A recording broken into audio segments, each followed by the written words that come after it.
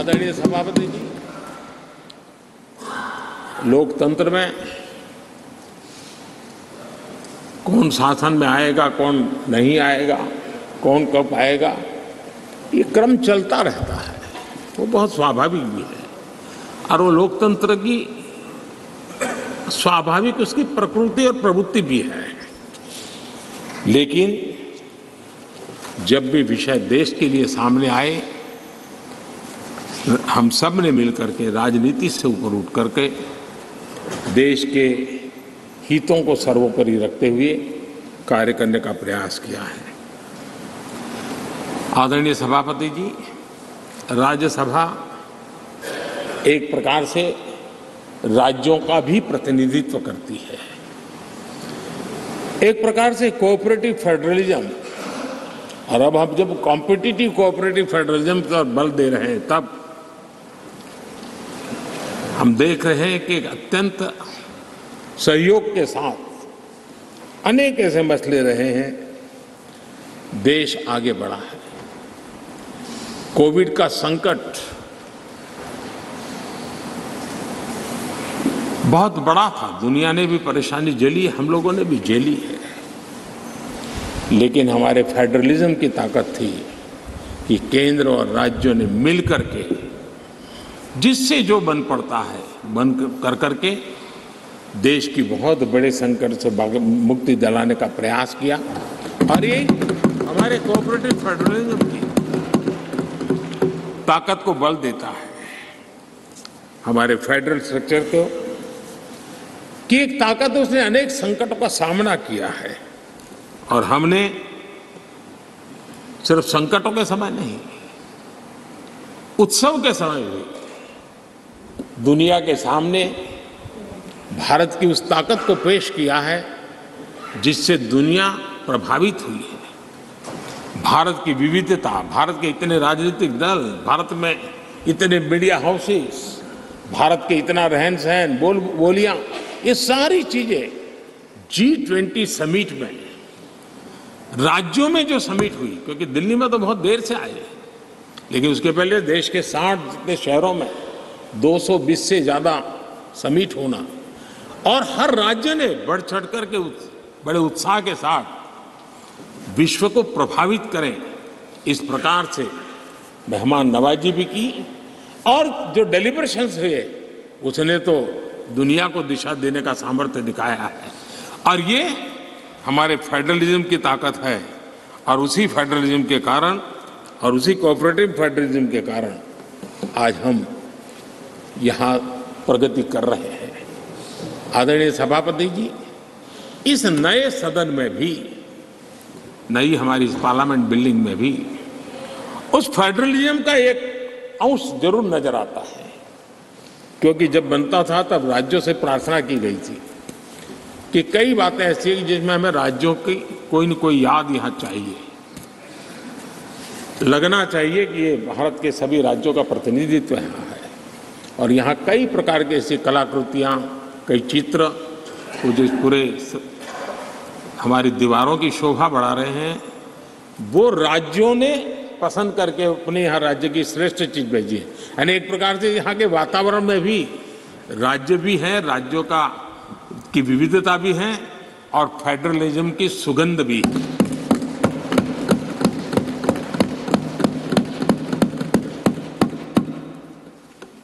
आदरणीय सभापति जी,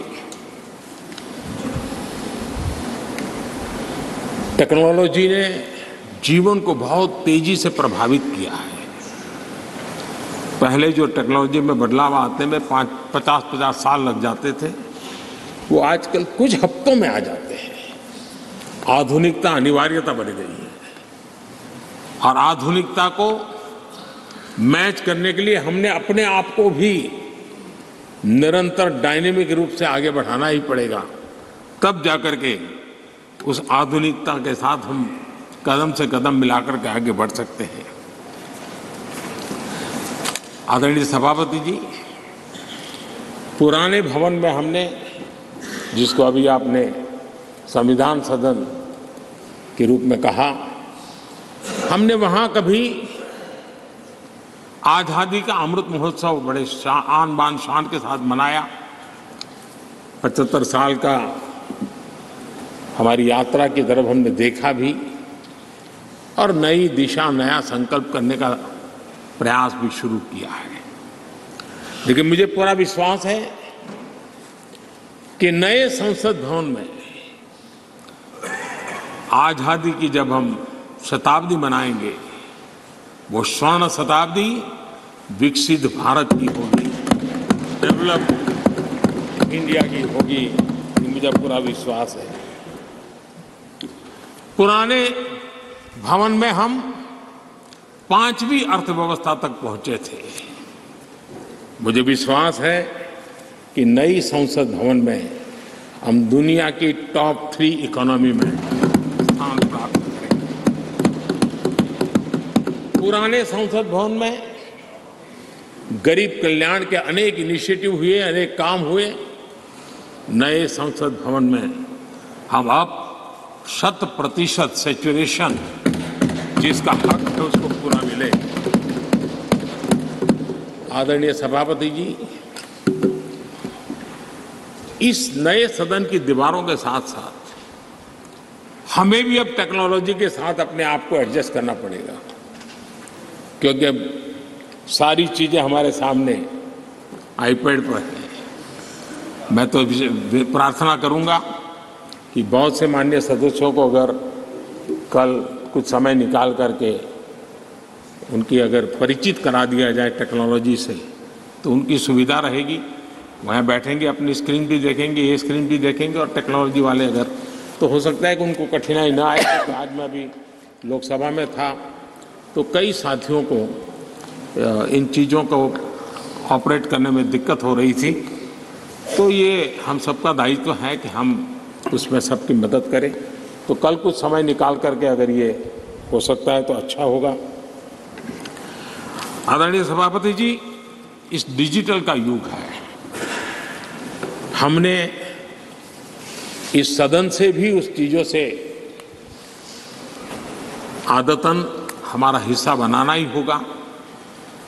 शुरू में थोड़ा दिन लगता है, लेकिन अब तो बहुत सी चीज़ें यूजर फ्रेंडली होती हैं, बड़े आराम से इन चीज़ों का अडॉप्ट किया जा सकता है। हम इसको करें। मेक इन इंडिया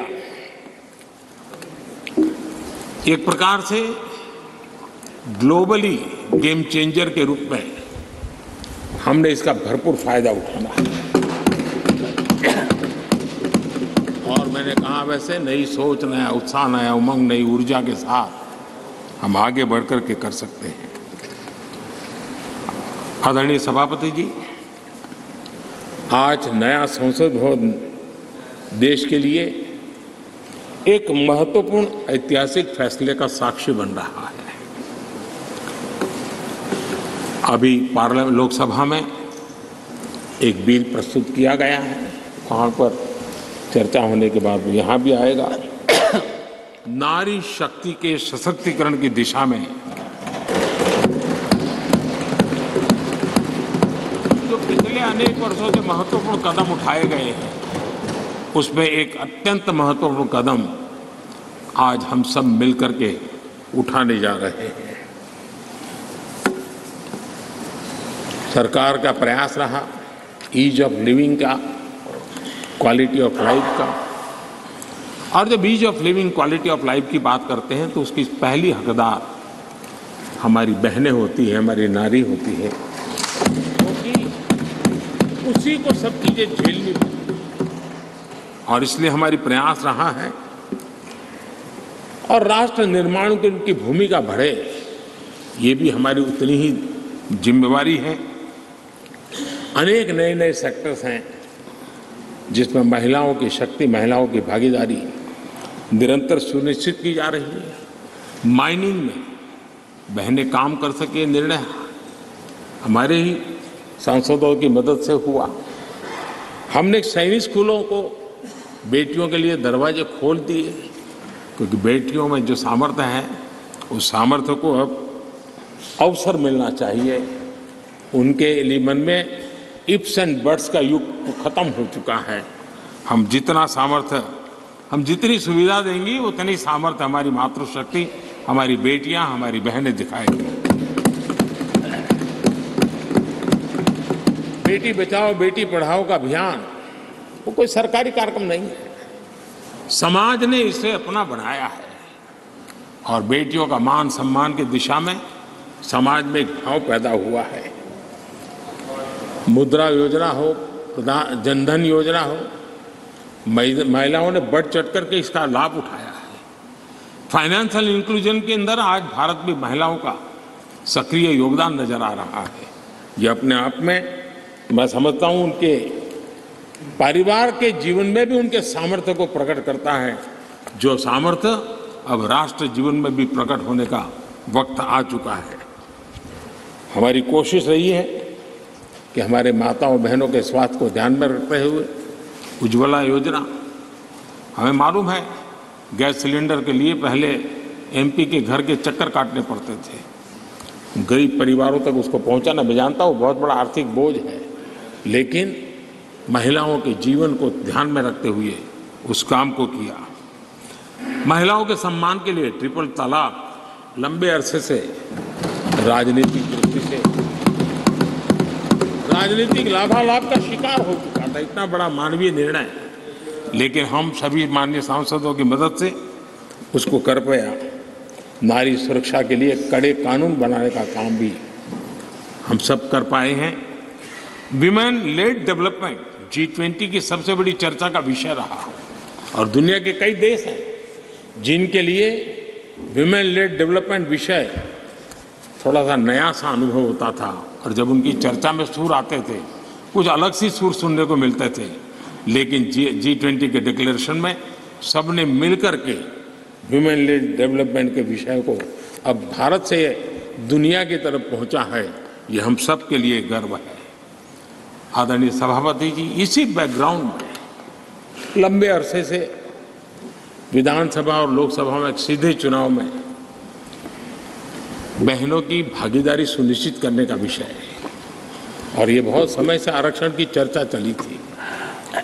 हर किसी ने कुछ न कुछ प्रयास किया है, लेकिन और ये 1996 से इसकी शुरुआत हुई है और अटल जी के समय तो कई बार बिल लाए गए, लेकिन नंबर कम पड़ते थे, कुछ उग्र विरोध का भी वातावरण रहता था, एक महत्वपूर्ण काम करने में काफ़ी असुविधा होती थी। लेकिन जब नए सदन में आए हैं, नया होने का एक उमंग भी होता है, तो मुझे विश्वास है कि ये जो लंबे अरसे से चर्चा में रहा विषय है, अब इसको हमने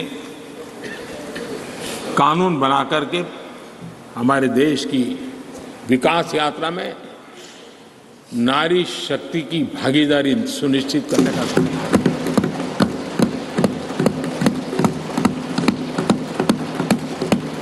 और इसलिए नारी शक्ति बंधन अधिनियम, नारी शक्ति बंधन अधिनियम संविधान संशोधन के रूप में लाने का सरकार का विचार है, जिसको आज लोकसभा में रखा गया है। कल लोकसभा में इसकी चर्चा होगी और इसके बाद राज्यसभा में भी आएगा। मैं आज आप सबसे प्रार्थना करता हूं कि एक ऐसा विषय है जिसको अगर हम सर्वसम्मति से आगे बढ़ाएंगे तो सच अर्थ में वो शक्ति अनेक गुना बढ़ जाएगी। और जब भी बिल हम सबके सामने आए, तब मैं राज्यसभा के सभी मेरे माननीय सांसद साथियों से आज आग्रह करने आया हूं कि हम सर्वसम्मति से जब भी उसकी निर्णय करने का अवसर आए, आने वाले 1-2 दिन में आप सबके सहयोग की अपेक्षा साथ मैं मेरी वाणी को विराम देता हूं। बहुत बहुत धन्यवाद।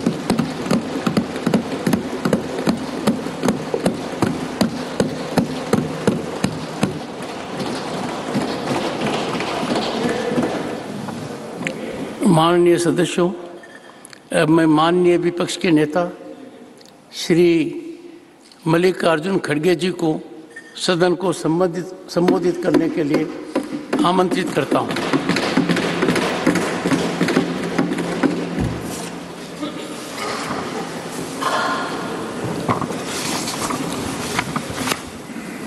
माननीय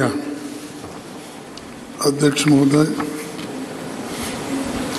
मैं बहुत लंबा भाषण नहीं करना चाहता। मैं ये सोच के आया था कि आपकी तरफ से कुछ भाषण होगा और उसके बाद में हम सब लोगों को आप रिहा करेंगे। आज ऐसी सोच मेरी थी, वो गलत हो गया। लेकिन एक बात तो है, आज भारत के प्रधानमंत्री जी, भारत के पहले प्रधानमंत्री जी बहुत लंबित भाषण 2-3 आज उनके हो गए। एक तो पार्लियामेंट में हो गया, एक तो जॉइंट वहाँ पर सेंट्रल हॉल में, अब फिर यहाँ पर। तो उन्होंने जो कुछ कहा, एक बात तो वो क्रेडिट हमको देते नहीं, लेकिन मैं उनके नोटिस को लाना चाहता हूँ कि वुमेन रिजर्वेशन बिल ये ऑलरेडी पास्ड इन 2010, लेकिन इसको बाधा आ गई तो उसमें वही रुक गया। लेकिन ये पहले थोड़ा बैकवर्ड क्लासेस को रिजर्वेशन देने की बात थी। शेड्यूल कास्ट तो इजी था उनका, क्योंकि उनको ऑलरेडी कॉन्स्टिट्यूशनल रिजर्वेशन रहने की वजह से 1/3 इजीली उसमें आता था। लेकिन बैकवर्ड क्लासेस और उनको इसमें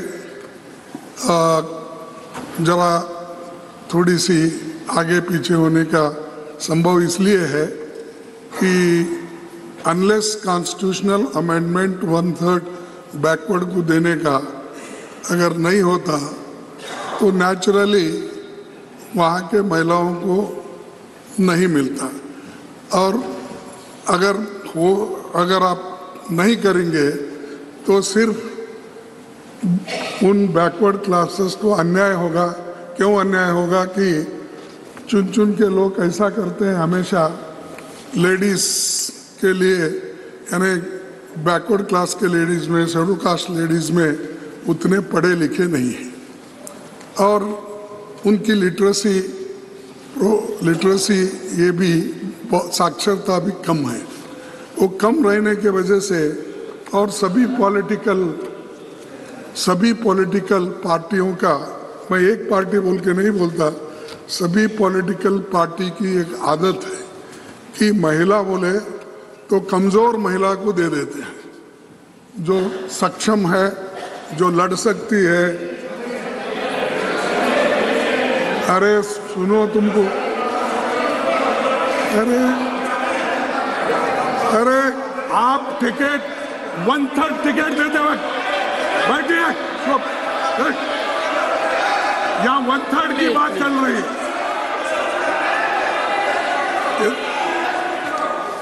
यहाँ 1/3 की बात चल रही है। मुझे मालूम है शेड्यूल कास्ट के लोगों को, बैकवर्ड के लोगों को किस ढंग से पार्टियां चुनती है। मैंने तो वो बोल रहा हूँ, कुछ नहीं।